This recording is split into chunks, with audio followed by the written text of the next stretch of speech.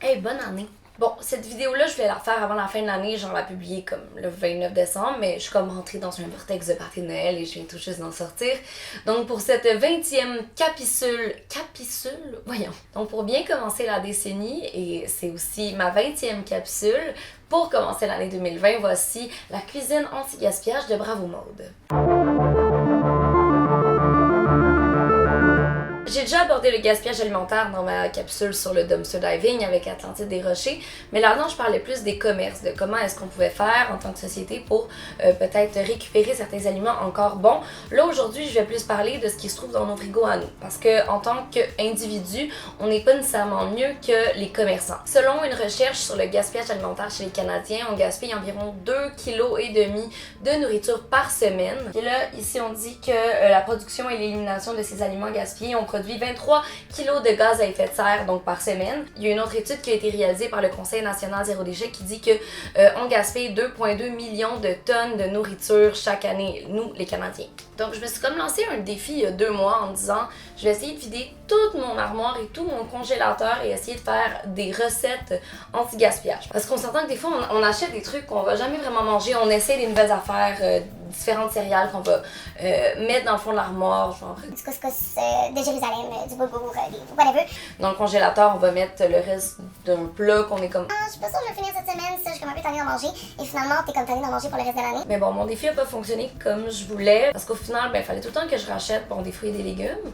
Puis j'ai essayé de vider ce que j'avais, mais à un moment donné, il y a le temps qui manque aussi. Il aurait fallu que je fasse plein de desserts. Donc là, avec ces desserts-là, il aurait fallu que je remplisse mon congélateur. Mais mon but, c'est aussi de terminer mon congélateur. Bref, j'ai pas été super assidue. Mais peut-être que je vais faire quelque chose de plus simple, mais plus assidu éventuellement. Donc tout ça pour dire que j'ai quand même vidé la moitié de mon congélateur et la moitié de mon armoire avec ces recettes-là, avec des ingrédients vraiment random. Puis en tout cas, vous allez voir. Puis comment je vais fonctionner, c'est que vu que j'ai été comme plus ou moins assidue, puis que c'est pas trop clair, puis que des fois, j'ai juste commencé à cuisiner, j'ai même pas filmé le résultat final, puis il y en a que j'ai commencé il y a plus que 2 mois, donc je me rappelle plus vraiment. Vu que je les ai déjà tout mis dans mon ordi, je vais regarder mon processus de cuisine, puis au fur et à mesure, je vais me rappeler si c'était bon ou pas. Donc je vais comme commenter ma propre cuisine et ma propre recette en live avec vous.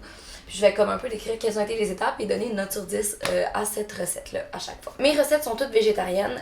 Certaines comportent du fromage parce que j'ai de la difficulté à digérer quinoa, légumineuse et crucifères en grande quantité. Vous allez voir, des fois j'en cuisine, mais il faut pas que j'en cuisine non plus toutes les semaines parce que c'est assez difficile pour mon estomac. Donc des fois j'incorpore du fromage, mais ça veut pas dire que les véganes parmi nous peuvent pas juste remplacer ça par du fromage vegan. Ok, on commence. Là, je commençais à montrer dans le fond tout ce que j'avais trouvé dans la poubelle de dumpster diving que j'ai voulu passer. Donc la tourtière était super bonne. Il y a comme une espèce de boulette de fausse viande. C'est pas de la vraie viande, c'est de la fausse viande. En fait, quand je l'ai prise dans la poubelle, elle était un petit peu déchirée. Genre, il y avait peut-être de l'air qui avait passé, mais elle était dans un sac avec genre du pain. Donc je me suis dit, mais c'était dégueulasse. Je veux pas non plus nommer la compagnie, puis j'ai déjà en fait jeté l'emballage qui vient avec là. Donc je donne 0 sur 10 pour cette viande végane parce que ça sentait honnêtement la bouffe à chat. J'ai jamais rien senti de même, mes vêtements sentaient la bouffe à chat. J'ai dû jeter ça au complet. Je suis transparente avec vous, c'est ça qui s'est passé. Ensuite, ok, là, au début, j'essayais de comme commenter mes trucs au fur et à mesure, mais ça va être vraiment long. Fait que là, j'essayais de dire tout ce qu'il y avait dans mon frigo puis ce que je voulais faire avec. Donc, bon, il y avait un restant de roquette. Ah oui, il y avait genre plein de différentes nouilles. Donc, moi, ce que je fais, comme vous voyez, il y a comme des fonds de nouilles, là, de pâte. Fait que des fois... Je vais juste prendre ça d'abord de pâte, puis je laisse ça à la fin, mais comme c'est pas assez pour faire un repas, donc là, j'étais obligée de toutes les mélanger. Ah oui, finalement, je vais pas prendre les petits. Les petits, je vais les prendre pour une soupe. Arrête de parler, 2 secondes. J'ai mélangé 2 types de pâtes ensemble, mais j'ai fait 2 repas différents, mais la même sauce, whatever. On peut faire ça des fois pour juste finir nos fonds de pâte.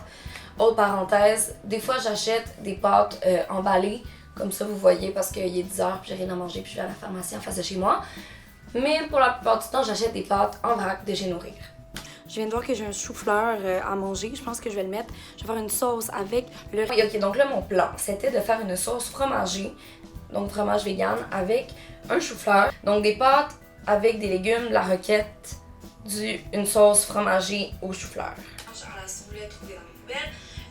Ah, fait que j'ai rajouté, parce que dans les poubelles, j'avais trouvé des petits pots de fromage, espèce de tartinade de fromage à la ciboulette, donc j'ai rajouté ça. Donc c'est pas vegan, mais je l'avais trouvé dans les poubelles. Donc j'ai mis ça dans ma sauce fromagée. Un peu de levure alimentaire, Levure alimentaire. En blender, je pense que ça fait une super bonne sauce comme blanc. Ah, donc j'ai mis chou-fleur, cachou, fromage à la crème à la ciboulette, levure alimentaire. Cette sauce est délicieuse. Cette sauce est délicieuse, c'est moi qui le dis.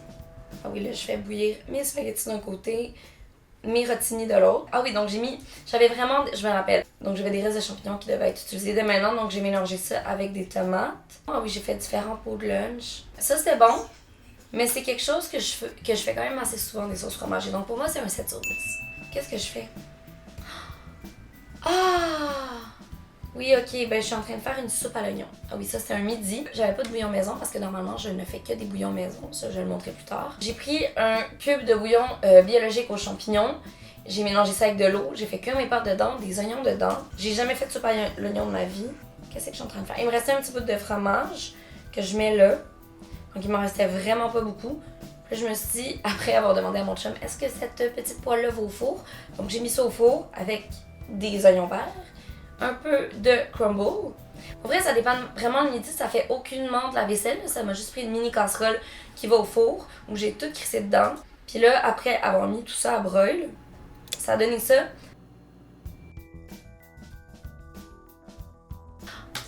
Pour vrai, c'est super bon, mais j'ai peut-être mis trop de concentré bouillon, fait que c'est très salé.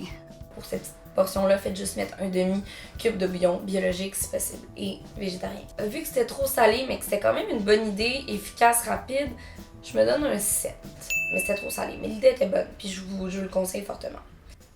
Pourquoi je montre? Ah, ok, ouais, là, je montre du lait d'amande qui est passé date depuis 1 an, presque.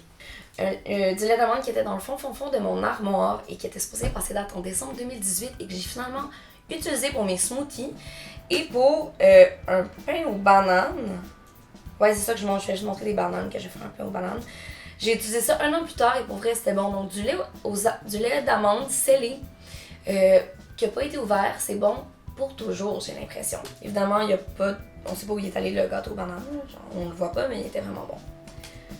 Là, ici, on a du... Ah, c'est là mon bouillon de légumes. Donc, il y en a sûrement plein qui le font à la maison. Donc, tous mes retails de légumes, évidemment, je prends des légumes du marché Jean Talon qui sont locaux, biologiques, donc qui n'ont pas de pesticides. J'y frotte un peu. Si je sais pas d'où ils viennent, je le frotte avec un peu de carbonate de soude. Évidemment, rincer super bien parce que des fois, j'ai oublié de l'enlever puis ça peut faire un petit goût bizarre. Des pelures d'oignon, des pelures d'ail. Évidemment, si vous mangez du poulet, des os de poulet. Qu'est-ce que tu dis? Ok, donc ce que je dis, c'est que moi, les pieds de brocoli cuits, j'haïs ça. J'haïs la texture, je sais pas pourquoi ça m'écoeure. Donc, si vous êtes le genre aussi à ne pas aimer une partie d'un légume en particulier, utilisez-le pour vos potages. Donc là, je suis en train de faire le bouillon du potage au pied de brocoli que j'allais faire. Parce qu'au final, pied de brocoli et tête de brocoli, ça coûte la même chose. Fait qu'en potage, ça revient au même. Donc, je suis en train de faire bouillir ça avec des oignons. Et voilà, le magnifique résultat. En ça, c'est vraiment une photo digne de Pinterest. Mais c'est vraiment bon. Pour mon potage de brocoli, il était vraiment bon, comme d'habitude, un 8 sur 10. Ok, là, faudrait que je vide mon congélateur, puis il y a des trucs vraiment random. On est rendu.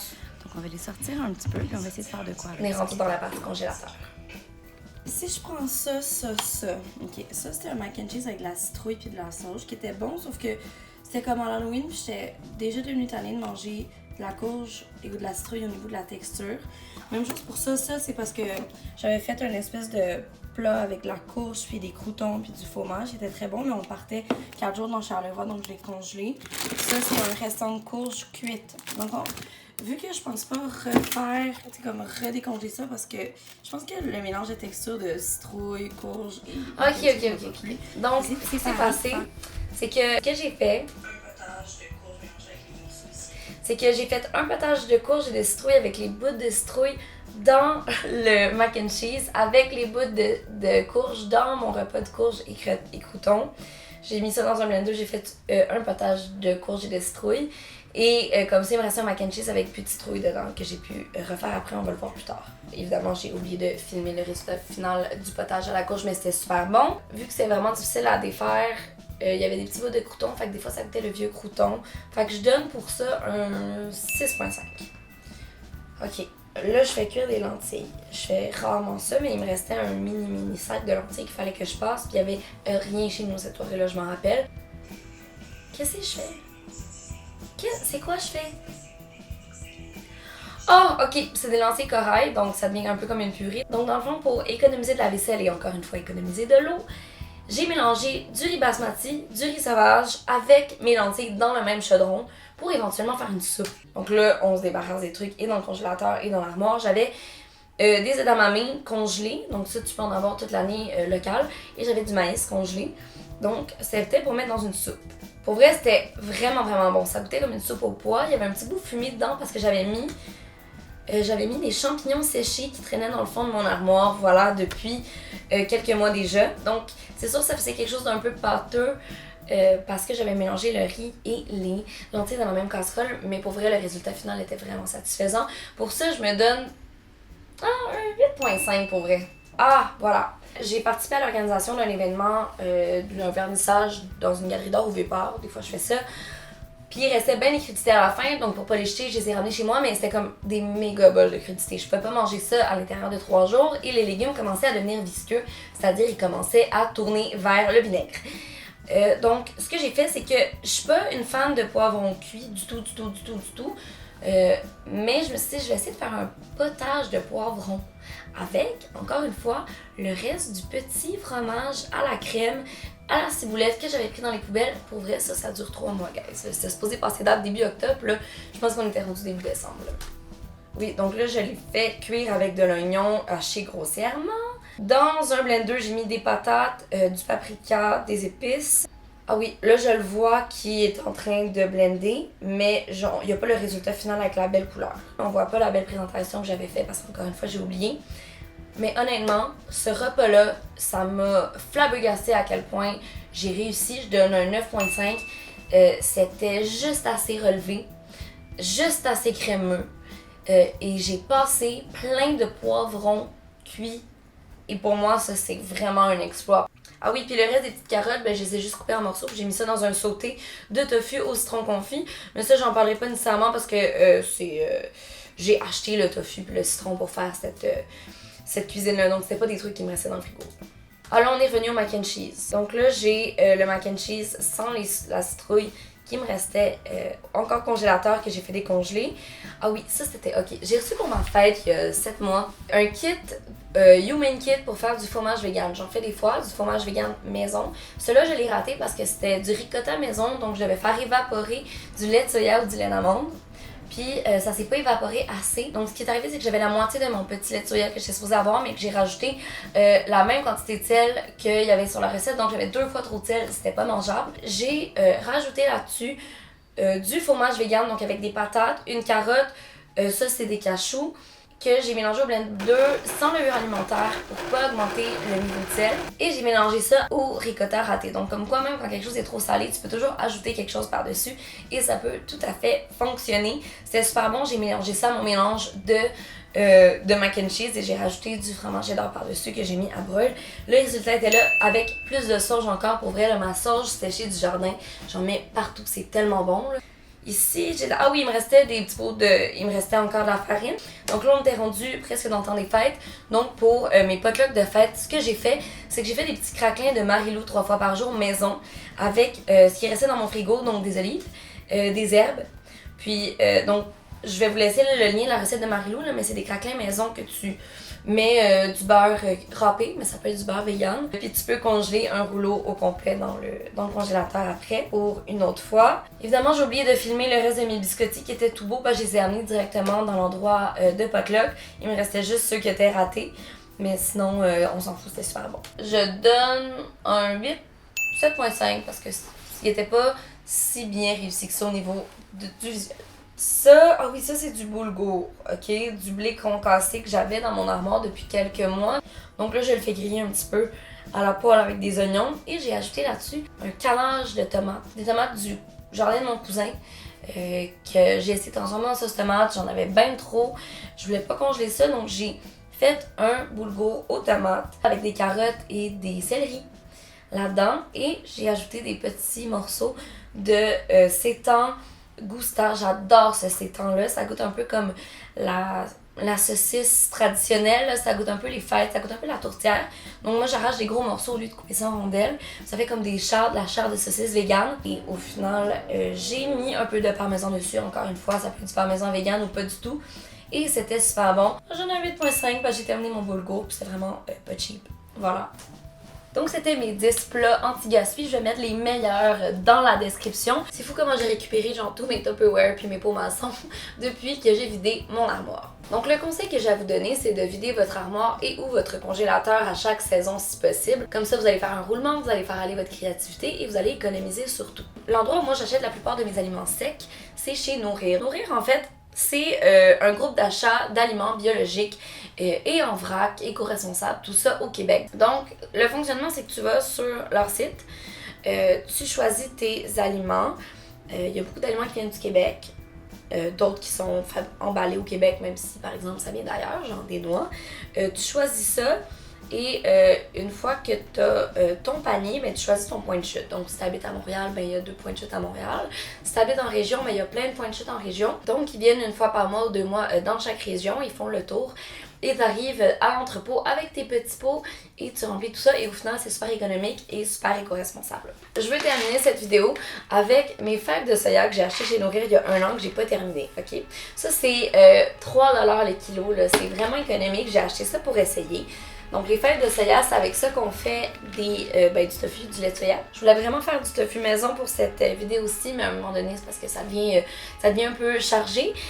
Donc, je sais qu'il faut le laisser tremper 24 heures.